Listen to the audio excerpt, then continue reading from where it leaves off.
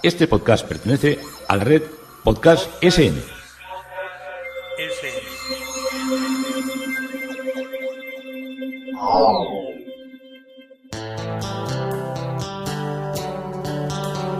Historia con sentido. Un podcast realizado y presentado por Juan Carlos González.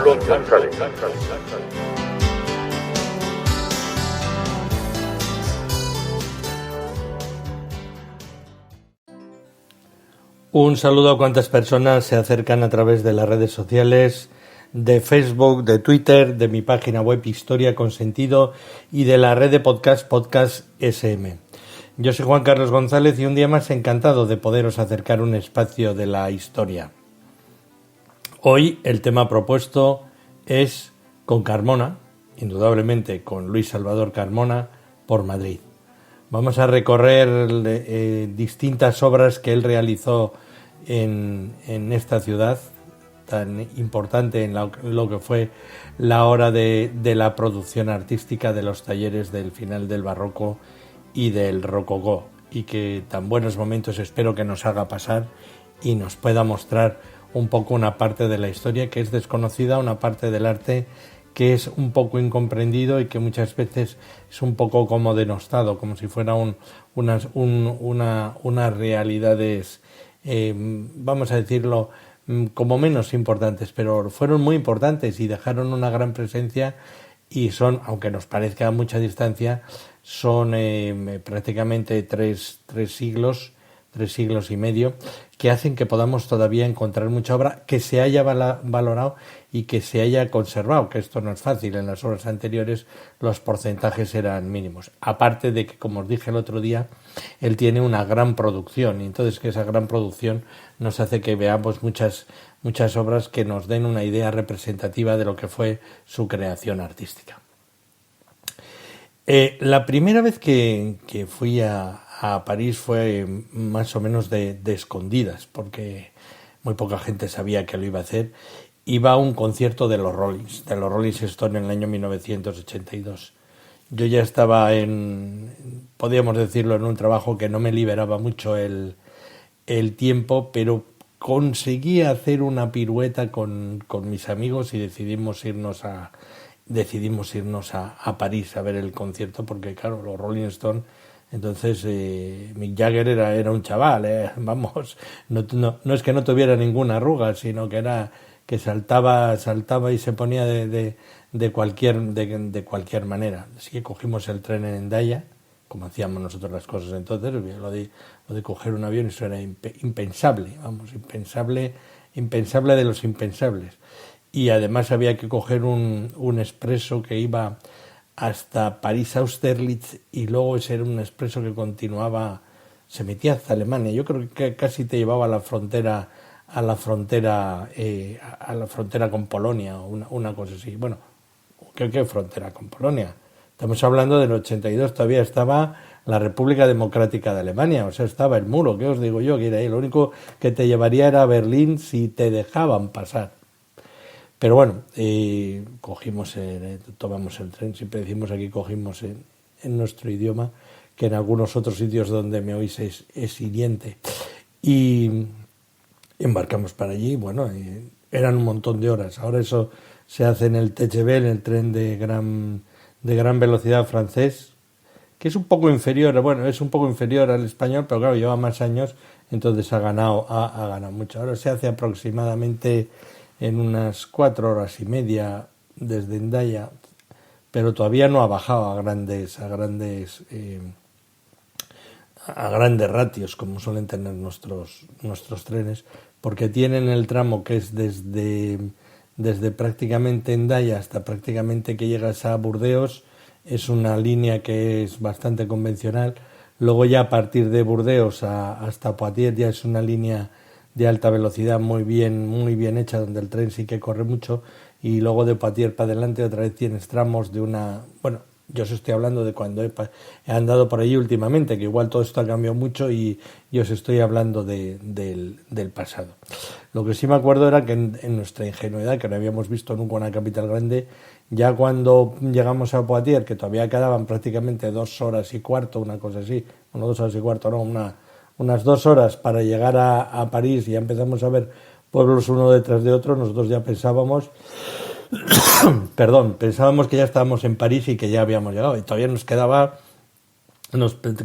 tiempo y ahí sentados en el descansillo con nuestras mochilas, porque no podíamos llevar maletas, porque no íbamos a ir ahí a una acampada con una maleta, tenemos que llevar una mochila con nuestro saco de dormir, con nuestro hule, porque entonces no había colchonetas de estas que ahora hay para blanditas, no, te llevas un hule que habías comprado en la... Saco de dormir sí que había, pero lo de ahí pasabas al hule al suelo. Y como era el mes de junio, porque este concierto fue el 14 de junio, pues ya hacía calorcito por la plancha, y si llovía, pues te ponías un plástico por encima, y así estaba todo el mundo. El destino final era, donde era el concierto, era el hipódromo de Étienne, que era un hipódromo, bueno, nos parecía enorme.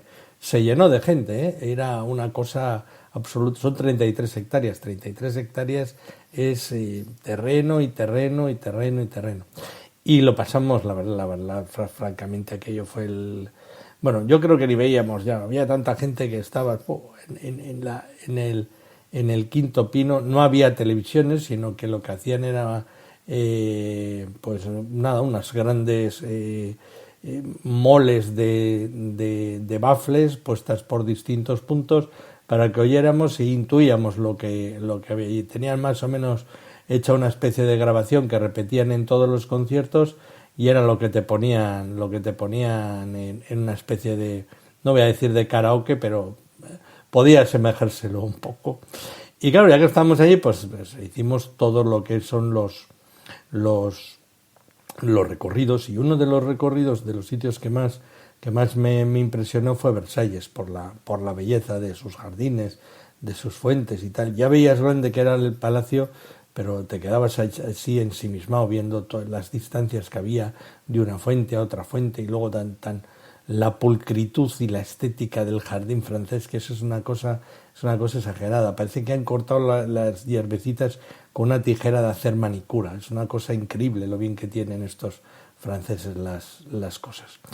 Y cuando estaba preparando todo este tema de Carmona y del rococó y tal, me acordé de que cuando entrabas en lo que eran los zaguanes de las entradas para entrar al museo a lo que es el centro, todo el Palacio de Versalles en sí es un museo, ¿no? Pero cuando entrabas a la parte que está dedicada más a adquirir libros, entonces había una parte que era la música de palacio, la música de palacio, y ahí había muchos cassettes y muchos discos, ¿no? Y había algunos que estaban sonando, y me llamó mucho la atención una música que luego me recordó mucho, y que descubrí que era barroca, que era de 1735, y que era una obra de Jean-Philippe Rameau, que son Las Indias Galantes. Es una música que desde entonces me gusta. Yo creo que tanto, bueno, no sé si tanto, pero se aproxima mucho a lo que son los Rolling Stones. Parece que es una música absolutamente deliciosa, y por eso os lo he traído, porque como es música rococó de esa época, nos va a acompañar los primeros momentos antes de recorrer cuestiones, para que entendáis lo que era al menos el movimiento musical, no en nuestro país, sino en Francia, que es de donde vino el rococó. No os preocupéis, que como tenemos muchos capítulos para Carmona, habrá días que os ponga piezas de aquí, propiamente de Madrid, porque Boccherini sería el representante para nosotros de esta época. Pero hoy me apetecía traeros, como os dije que había llegado con Felipe V y con todo ese influjo el rococó a nuestro país, pues voy a poneros la danza de la pipa de la paz de las Indias Galantes.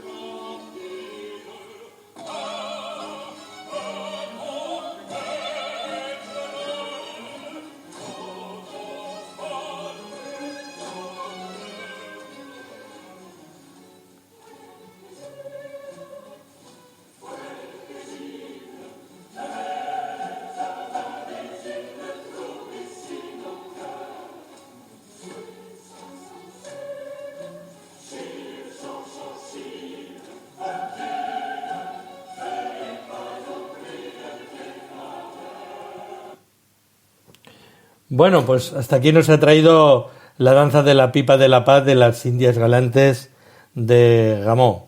Rococó puro, barroco, final, este gran momento musical que muchos os habrá sonado porque lo habréis escuchado cientos de veces, pero quería traerlo porque me parecía muy, muy simpático.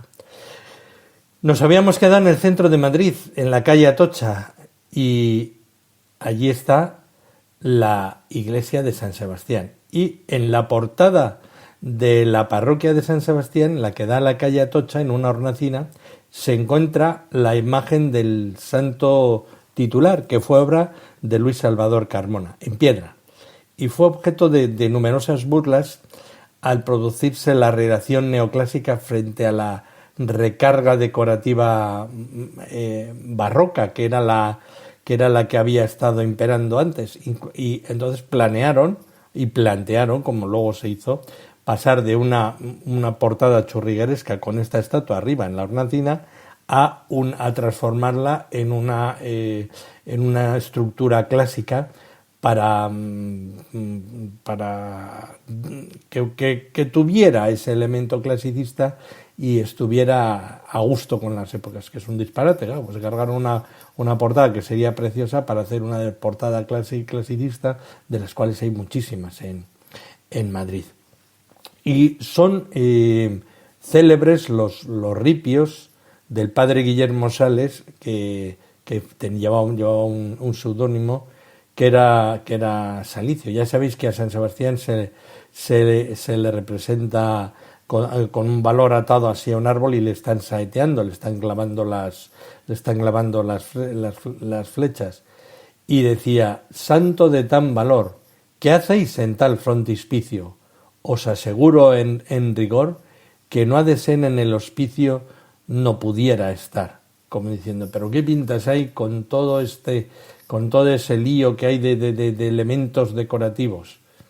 Y en 1829, como consecuencia de estas críticas, la denigrada portada fue picada y rehecha por Juan Antonio Cuervo en un estilo totalmente clasicista, y salvándose únicamente la imagen del santo, trasladada al realzarse la iglesia después de 1939 de la calle de San Sebastián en el lateral, a lo que era el lateral del nuevo templo. La iglesia de San Sebastián es una de las iglesias del casco histórico de Madrid, está situada en la calle Atocha, en el número 39, y es conocida también por albergar los restos mortales del dramaturgo Lope de Vega, aunque hoy se desconoce su situación exacta, y por los personajes célebres de todo tipo que se encontraron entre su feligresía.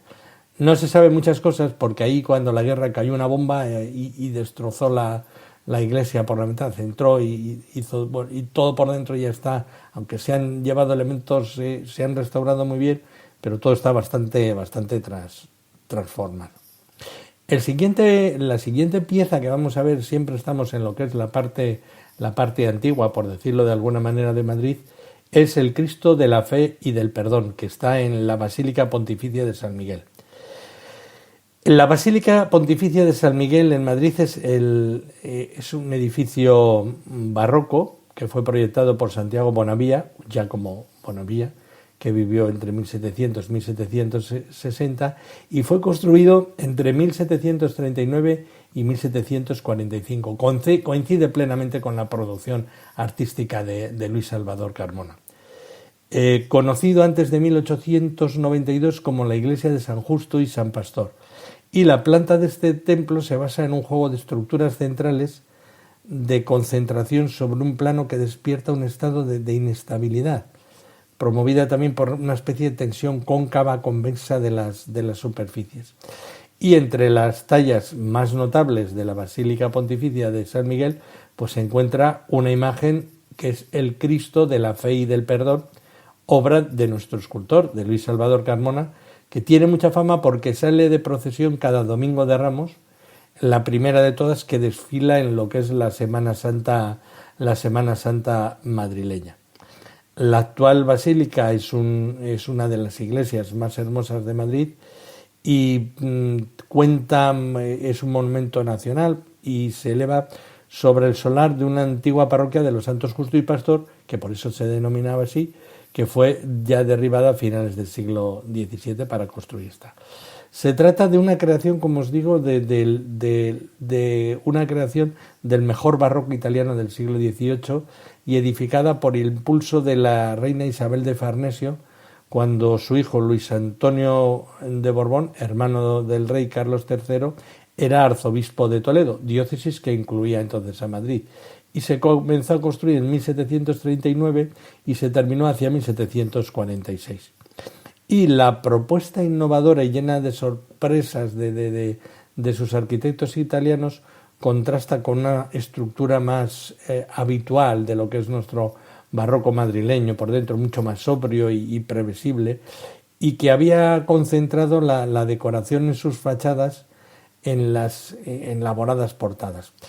El arquitecto, como os he dicho, era el italiano Giacomo Bonavia, y aunque se basa en un proyecto previo de Teodoro de Ardemans, Bonavia dirige la construcción desde el subsuelo de la cripta, el basamento de la iglesia, las 6 capillas de la nave con sus pilastras, la cubierta de madera y la fachada. Y el resto lo realizó su discípulo Virgilio Rabaglio bajo su supervisión. Y el espacio disponible para la edificación del templo, limitado a pesar del añadido del antiguo cementerio parroquial, obligó a adoptar una de las soluciones efectistas, dándole una perspectiva espacial grandiosa. Nos parece que aquello es una cosa enorme, que tampoco es excesivamente grande, pero visualmente nos produce ese efecto y revolucionó todos los criterios que había de construcción de la época. El Cristo de la Fe y del Perdón es, os digo, una talla del crucificado, obra de nuestro escultor, y la imagen está catalogada como la segunda en categoría de Madrid, y casi junto con él del Cristo de Juan de Mesa, que está en la Catedral de la Almudena.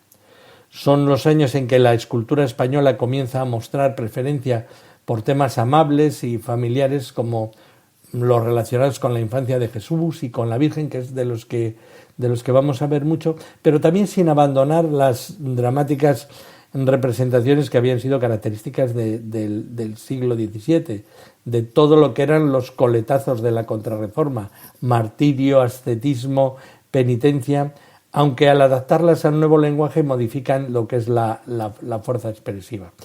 Y Luis Salvador Carmona se muestra, por así decirlo, libre de todo lo que era el barroquismo para situarse casi en un momento neoclásico. Él es un virtuoso de la talla que se basa o tiene como base el naturalismo castellano y logra introducir pues cierta dulzura, serenidad, refinamiento y una sensibilidad dieciochesca. Y sus obras nos van a traer, sobre todo, por su sinceridad de expresión.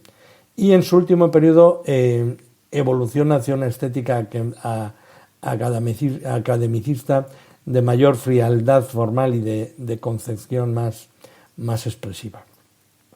En el mismo templo se encuentra Santa Librada. En la escalera interna que une el vestíbulo con la cripta encontramos una bellísima Santa Librada, no es muy grande, y es atribuida a Luis Salvador Carmona. Y esta imagen, de aproximadamente, como os digo, tiene 1 metro de altura, en su tiempo era sacada en la procesión de Madrid. Para que os hagáis una idea, es una talla de una mujer vestida crucificada. Y esto también para los momentos de la Semana Santa y esas procesiones pasionarias tan colosales que se hacía, pues era muy, muy, muy importante. Esto se cree porque la base de la cruz se aprecia como una hendidura que es para ser insertada en un paso procesional. Esta es una Virgen de Librada, y esta Librada, ¿quién es? Me preguntaréis. Pues bueno, es una Virgen mártir de Portugal y es el resultado de la combinación de varias leyendas unidas por la imaginación popular. Según el obispo Juan Muñoz de la Cueva, Santa Eufemia de Orense fue una de sus hermanas y siendo niña fue prometida por el padre a un rey moro de Sicilia y ella no quiso no quiso casarse con él porque decía que no, bueno, todas estas cosas, ¿no? Entonces, para que no se casara y para que el rey la repudiara, pues le salió barba. Tuvo el divino criterio de que le saliera barba, pero aún así le gustaba al rey moro. Y entonces, menudo criterio debía tener de la estética. También nos creíamos que aquellos hombres eran tontos. Bueno, el caso es que también lo repudió y entonces él la mandó crucificar por cristiana, y entonces perdió la barba y se la representa como una virgen gloriosa vestida y crucificada. Y también allí se encuentra una estatua que está un poco perdida, que es la de San Pascual Bailón. El siguiente paso que os propongo, estamos haciendo una ruta que la podéis hacer tranquilamente andando, porque no hay excesivas distancias, puede haber unos 500, 600 metros, nunca llegarán al kilómetro, si llegan al kilómetro no lo pasan mucho, que es la Virgen del Rosario del Santo Cristo del Olivar de Madrid, que fue la primera talla, como os dije yo, que conocí. Y el antiguo oratorio del Olivar se llamaba Oratorio del Cristo del Olivar de Esclavos del Santísimo Sacramento, que estuvo en este mismo lugar, y había sido construido en 1647 y rehecha la fachada por Juan Bautista Peyronet en el año 1853. Fue derribado en parte en 1910 y el nuevo oratorio y la casa parroquial anexa fueron proyectados por el arquitecto de lo ecléctico, que es Enrique María Repullés, en ese mismo año, dentro de lo que era una línea clasicista de ladrillo. Perdón. La planta, entre medianeras, tiene forma basilical con 3 naves y la central es de doble ancho, tiene un crucero destacado y tiene una cabecera. La cabecera es plana, no es en ábside. La nave central se cubre con una bóveda de cañón y la lateral son con aristas, y sobre el crucero se levanta una cúpula y la fachada tiene una composición simétrica y está dividida en 3 partes que corresponden con el espacio interior y se remata con una espadaña. Ha sido restaurada hace pocos años y se destaca el bicromatismo, los 2 colores, la mezcla, la conjunción muchas veces muy perfecta entre el ladrillo y la piedra de la fachada. La joya de este templo la encontramos en la capilla de la cabecera con el grupo escultórico de la Virgen del Rosario, que está alojada en una suntuosa hornacina flanqueada por columnas y orlada por 15 medallones de bronce en los que aparecen representados los misterios del Rosario. Esta escultura verdaderamente magnífica, realizada se cree hacia el año 1760, era procedente del convento dominico de Santo Tomás, en la cercana calle de Atocha, que fue derribado en el año 1869. Y representa a la imagen bellísima, como os digo, de la Virgen, sentada en un trono, sosteniendo al niño sobre la rodilla izquierda, y ambos rodeados de una peana formada por una deliciosa corte de angelitos, todo ello con el encanto y la dulzura y con unos bellísimos colores azules, rojos, blancos, y con una dulzura que Carmona sabía imprimir a sus mejores creaciones. Este oratorio conservaba, además de esta, 2 esculturas de Carmona, una Piedad y un Cristo azotado, y ambas, entre las mejores que tenía la producción del maestro, desaparecieron durante la Guerra Civil y solo se conocen por fotografías y por grabados. En la Piedad del Cristo del Olivar, el cuerpo de Cristo, por lo que vemos en las fotos, descansa en una sola de las piernas, al igual que los modelos de Gregorio Fernández y del Santo Tierro del maestro de San Pablo de la Moraleja en Navas del Rey, que es una obra del siglo XVI en quien, por las similitudes, parece que bien pudiera haber sido la inspiradora de las piedades de Carmona. Y en el Cristo se nos presenta la parte humana de Jesús, un Cristo muy humano, con un rictus de dolor mirando al suelo, y en el rostro se puede apreciar los rasgos formales que caracterizaron su obra: las cejas arqueadas, un entrecejo fruncido, la boca entreabierta, marcados pómulos, la barba dividida imagen de apuntes ya neoclásicos que no se alejaba de la teatralidad barroca al ser muy, muy dramática también por otra parte. Nos movemos un poquito y vamos a ver un San José que está en la iglesia de San José de Madrid. Esto lo tenéis al lado de la plaza de Cibeles, muy cerca de lo que es el Banco de España, empezando a subir como si fuéramos para Gran Vía o para lo que es la Puerta del Sol. Dentro de lo que es la imaginería barroca madrileña existe una talla maravillosa también. Este San José con el Niño, realizada en madera policromada por Luis Salvador Carmona. Aquí San José deja de ser el santo hierático de otros tiempos, ni tan embarado con su vara, ni un anciano de su época, sino que nos representa como un padre feliz, orgulloso del hijo que tiene sujetándolo, pero muy alto, muy cerca de lo que es su rostro, que casi es tocado con la mano del niño, y como muy emocionado. La impresión que da es que el San José está muy emocionado con llevar a su niño en un brazo, porque en el otro lleva la vara. Y la imagen se halla en la iglesia de San José, como os digo, que exactamente está en la calle Alcalá número 43. Otro San José es el monasterio de la Purísima Concepción de las Góngoras, de la Orden de la Merced. Es complicadísimo, yo todavía no lo he podido ver. Os hago la referencia histórica que he encontrado, y está muy cerca de donde vivo yo, pero me ha sido imposible, porque hay algunos conventos que hay que mandar bueno, no es que haya que mandar una instancia. Quien sabe cómo se hace o cómo llega a las monjas puede verlo, pero yo he sido incapaz. Y pues igual algún día de Navidad o algún día de Pascua lo puedes ver, pero como no sabes los horarios tampoco puedes acercarte mucho. En la zona del crucero hay 4 retablos que adornan los 4 machones en esta parte de la iglesia, y es el retablo de San José del siglo XVIII, en cuyo centro hay una hornacina con arco de medio punto, y que puede verse la figura también del santo sosteniendo al niño en los brazos, pero en el lado contrario del otro San José que hemos visto en la iglesia de San José, valga la redundancia con los Josés. Y el retablo es un retablo de madera dorada, como el resto, cuenta en su ático con una alegoría del Espíritu Santo, representada por la figura de Paloma, y en la parte de la predela la puerta muestra una pintura con una alegoría del corazón místico de San José, en el que el corazón está rodeado de espinas, las cuales representa el dolor padecido por el santo, y rematado por unas flores de azucena, símbolo de la pureza, de las que salen llamas de fuegos que representan su amor. Y en la parte inferior de la pintura se ven los instrumentos de carpintería, profesión a la que estaba dedicada San José.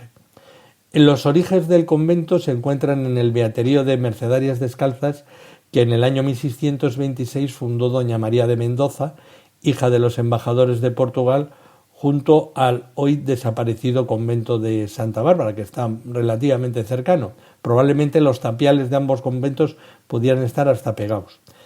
Este beaterio, porque era el convento, pero se llamaban beaterios porque eran muy incipientes muy poco constituida la comunidad.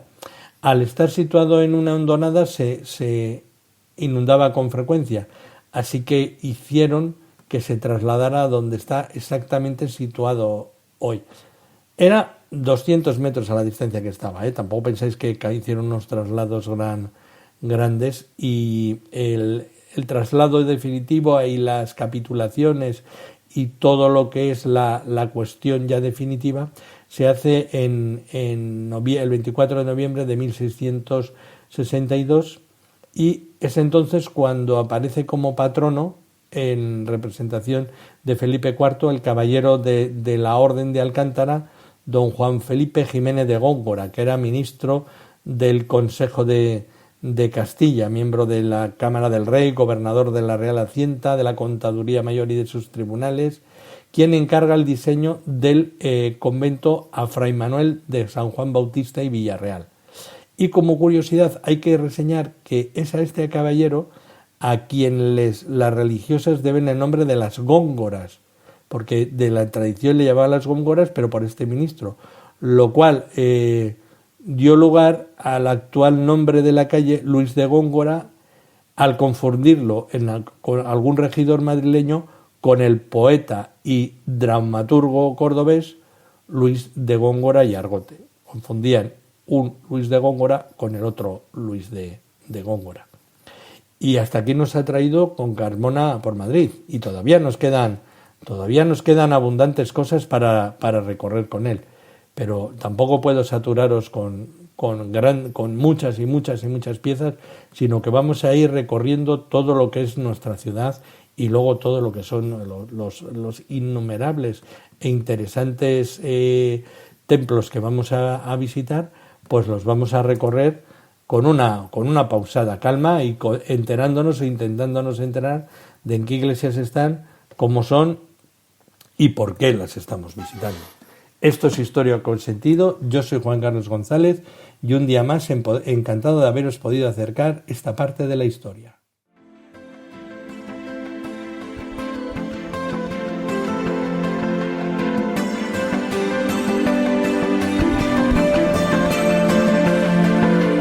Hasta aquí un episodio más de Historia con Sentido. El podcast que te habla de historias de la historia, sucesos, eventos, como si el ayer fuera hoy. Síguenos a través de iTunes, Spreaker o iVoox. Contacta con nosotros por correo electrónico escribiendo a podcast@historiaconsentido.com. Nuestra web www.historiaconsentido.com. Y en Twitter nos encontrarás como @historias.